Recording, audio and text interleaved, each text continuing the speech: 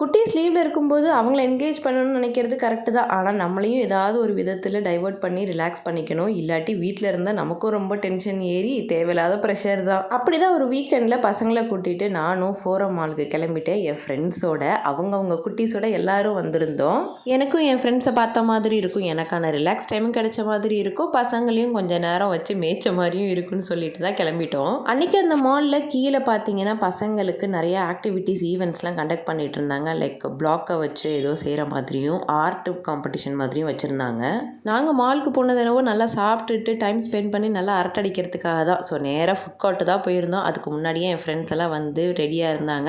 So அவங்கவுங்க order பண்ணி share பண்ணி சாப்பிட்டுட்டு அரட்டை அடிச்சுட்டு கிட்டத்தட்ட 1 to 2 hours அங்கேயே உட்காந்து அங்கே உள்ளவங்களாம் விரட்டி போங்கடான்னு சொல்கிற அளவுக்கு உட்காந்து அரட்டை அடிச்சிட்டு இருந்தோம். பேசி டயர்ட் ஆகிடும்ல, அப்படியே சாய் பாயிண்ட்டுக்கு போயிட்டு ஆளுக்கு ஒரு டீயை செல்னு அடித்ததுக்கப்புறமா திரும்ப வெளில வந்து என்ன பண்ணலான்னு யோசிச்சுட்டு இருந்தோம். குட்டீஸ்லாம் ரீல்ஸ் எடுக்கிறதுக்காக டான்ஸ் ஆடிட்டு இருந்தாங்க.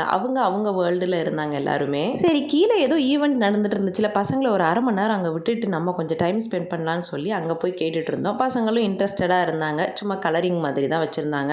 ஸோ அதில் ஒரு ½ hour என்கேஜ் பண்ணி முடிச்சுட்டு சர்டிஃபிகேட்டும் வாங்கிட்டு அதுக்கப்புறம் வெளில வந்தாச்சு.